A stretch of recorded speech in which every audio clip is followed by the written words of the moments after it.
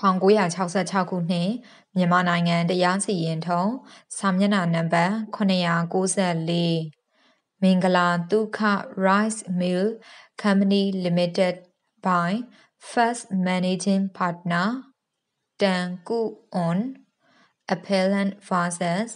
ဦးသန်းစိန် Respondent ဤစီရင်ထုံး Audio book ကိုအထက်တန်းရှေ့နေဦးအောင်ခိုင်ဦးအထက်တန်းရှေ့နေဒေါ်ပြည့်ပြည့်ဖြိုးနှင့်တရားလွှတ်တော်ရှေ့နေဦးထိန်လင်းဦးတို့မိသားစုကစီစဉ်ဆောင်ရွက်ပြီးဒေါ်ယူပါစော်မင်းမှဖတ်ကြားခြင်းဖြစ်ပါသည် Civil First Appeal before ဦးသက်ဖေ Judge MINGALA THUKA Rice Mill Company Limited by First Managing Partner THUKA on Appellant vs.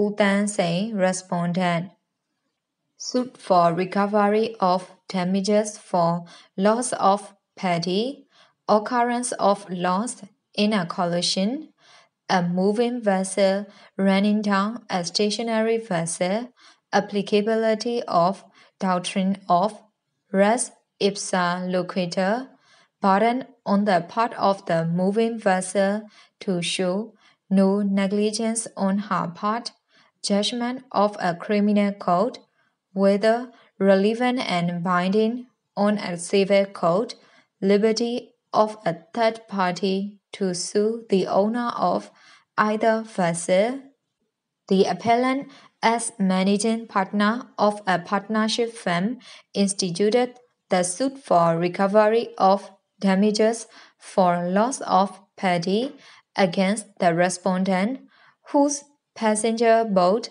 collided with and sank the vessel in which the appellant party were loaded, held when a stationary vessel is run down by a moving vessel. The doctrine of res ipsa loquitur will apply and it is obligatory on the part of the moving vessel to show that the collision did not arise from any negligence on her part. Blanky added case vs. Mongini Bros. AIR 1917, Bombay 282, RSN Company Limited and IGN and R-Wine Company Limited vs. Ram Karnai, Madhab Chandra, Iswa Chandra Bay and others. AIR 1936, Calcutta 152, Tattoo Rice and Wine Mills vs. the Inland Water Transport Board 1963, BLR 217, refer to. Held further, the judgment of the criminal code is not relevant and binding on the civil code. Hariha Prasad Singh and others vs. MT Janet Dulari Kua and others. AIR 1941, Patna 118, Ramada Chowdhury and others vs. Janki Chowdhury. AIR 1956, Patna 49, refer to. Held further, a third party is at liberty to sue the owner of either vessel, the collision of which had resulted in any injury to him. G. Papa Christopoulos vs. A. Corey. AIR 1933, Rangoon 235, refer to. Mr. H. M. Fisher for the appellant, U. Padator for the respondent, Udape Judge. This is an appeal against the judgment and decree of the Rangoon City Civil Court dismissing the appellant suit for recovery of debt 11,807.50 as damages against the respondent. The respondent, on the other hand, has filed cross-objection for cause of the suit, which has not been allowed by the trial court. The undisputed facts of the case, which had given rise to the present appeal, are as follows. On the evening of the 6th February 1962, the motor vessel clip T, loaded with paddy belonging to the appellant, was moored for the night at the landing stage in Juegat village, Maubin district. At about midnight, the respondent passenger boat, Yetana Mai, which plied between Chongbyo and Rangoon, dashed into Kittitan with such a force that mooring rose off Kittitan broke and she sank within a few minutes. The entire cargo of paddy was lost, and 2 persons who were sleeping in the vessel at that time were also drowned. When a stationary vessel is run down by a moving vessel, the doctrine of res ipsa loquitur will apply, and it is obligatory on the part of the moving vessel to show that the collision did not arise from any negligence on her part. In this connection, reference may usefully be made to the decision in Blanky Edit case versus Mungini Bruce 1, where it was observed that the burden of proof in an action for damages for negligence rests primarily upon the plaintiff, who, in order to maintain the action, must show that he was injured by an act or omission for which the defendant is in law responsible, except in the case where law presumes liability from an act or omission immediately upon proof of its occurrence, that is to say, an exception to the general rule that the burden of proof for the alleged negligence is, in the first instance, on the plaintiff, occurs whenever the facts already established are such that the proper and natural inference immediately arising from them is that the injury complained of was caused by the defendant's negligence. To these cases, the maxim res ipsa loquitur applies. Then it has been held in RSN Company Limited and IGN and RY Company Limited versus Ram Karnai, Madhab Chandra, Iswa Chandra Bay and others too, that the burden of proof in an action founded upon collision between a vessel at anchor and one in motion is upon the owner of the latter to prove that the collision was not occasioned by any negligence on their part. They have to prove that the collision was due to inevitable accident not arising from negligent navigation. This doctrine has also been explained in Tattoo Rice and Wine Mills versus the Inland Water Transport Board 3 that the doctrine of res ipsa loquitur is simply a rule of evidence which fits the burden of proof. The essential condition for the doctrine to come into play is that the facts must speak out so loud and clear that no other conclusion can be drawn from them except that the defendant had been negligent. In the instant case, the facts show that the vessel Kittitan was tied for the night at the landing stage when she was run down and sent to the bottom by the respondent vessel Yatanamai, which speak out so loud and clear that no other conclusion can be drawn from them except that Yatanamai had been negligent. The evidence adduced on behalf of the respondent as deposed by U Myi, defendant witness 2, Ko Aung Shui, defendant witness 3, Ko Khin Lat, defendant witness 4, and Ko Tin A, defendant witness 7, points down to the allegation that Kit Den was tied alongside two cargo barges which were moored close to the river bank and that there was only one light on the barge closer to the bank and that the collision took place as a result of the absence of any navigation light on Kit Den. On the other hand, the testimony of Ko Sei Myi, plaintiff witness 2, Ko Aung Sein, plaintiff witness 4, who were the clerk and engine driver respectively of Kit Den, and U Thein, plaintiff witness 6, the master of the cargo barge, showed that there were anchor lights on both the barges as well as on the ill-fated Kit Den at the time of the collision.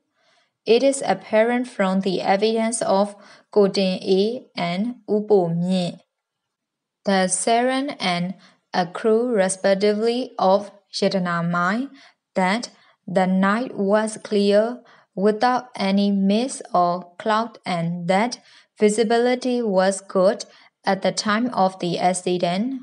The serum was not even using the searchlight of his vessel inasmuch as he could see objects with his naked eyes from a distance.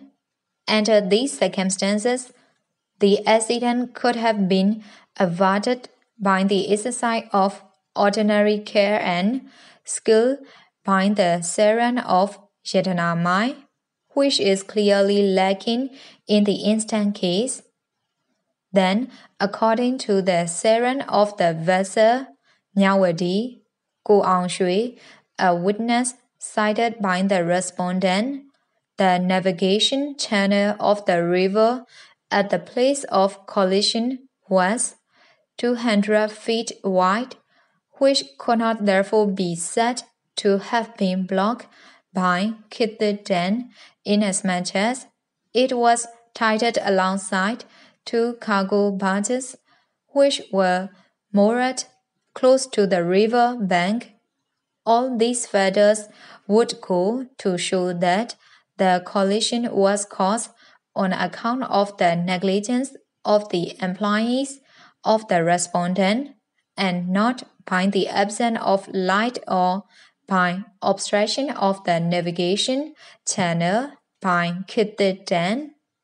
It has been suggested on behalf of the respondent that the acquittal of Mountain A, the serum of Yatanamai by the criminal code, is a clear indication that the employees of Yatanamai were not guilty of any negligence. It appeared that Mountain A was prosecuted for having caused the death of two persons by his rash and negligent act in Criminal Regular Trial numbered 32 of 1962 of the 3rd Additional Magistrate Ma Ubin, and that he was ultimately acquitted of the offense with which he was charged. A copy of the judgment of the Criminal Code had been produced in support of the contention that there was no negligence on the part of the employees of Yatanamai. It must at once be pointed out that the judgment of the criminal code is not relevant and binding on the civil code, and it is not a proof of absence of any negligence on the part of Yatana Mai. C. Hariha Prasad Singh and others versus M.T. Janet Dulari Kua and others 4 and Ramada Chowdhury and others versus Jangal Chowdhury 5. It has further been said on behalf of the respondent that the vessel Kitty Den was overloaded and that such overloading was responsible for its sinking after the collision. It must be borne in mind that Kitty Den was bought at the landing stage and she would not have sank if she had not been run down by Yatana Mai. The overloading of Kitty Den could have no relevance whatsoever to the occurrence of the collision and its eventual sinking. The learned advocate for the respondent further contended that the appellant should have sued the owner of Kitty Den for the loss incurred by him. It must be pointed out that a third party is at liberty to sue the owner of either vessel, the collision of which had resulted in an injury to him. V.D. G. Papa Chris Topoulos versus A. Corey Sid. Another argument advanced on behalf of the respondent is that the appellant firm, not having been registered under the Companies Act, was not a legal entity and has therefore no legal right to institute the suit under a P. The ready answer to this argument is to be found in the provisions of Rule 1, Order 30, which provide that any two or more persons carrying on business as partners can sue or be sued in the name of the firm of such persons. Besides, the appellant firm has been registered under the Partnership Act and the suit under a P is therefore competent. I shall now go into the quantum of damages. It is an undeniable fact that the ill-fated vessel Kitty Den was loaded with paddy belonging to the appellant at the time she went down to the bottom. Ko Mao Shit, a witness called by the respondent himself, has stated that Kitty Den was loaded with paddy at the time of the accident. Ko Sai Mie, plaintiff witness 2, who was working as a clerk in Kitty Den at the relevant time, had testified that the vessel was then loaded with 3,250 baskets of Ngasei paddy. He was supported by paddy broker Wu Yu To, plaintiff witness 3, who had to pay Jet 11,157.50 pya as the purchase price of paddy on behalf of the appellant. Ko Han Sei, plaintiff witness 5, admitted receipt of that amount from Wu Yu To for 3,250 baskets of paddy. The combined testimony of these witnesses would leave no room for doubt that the appellant had suffered damages amounting to Jet 11,157.50 pya, for which the respondent must be held responsible. In the result, The appeal succeeds and I write that there shall be a decree for Jet 11,157.50 in favor of the appellant plaintiff against the respondent defendant with proportionate costs in both the court. The cross-objection of the respondent is hereby dismissed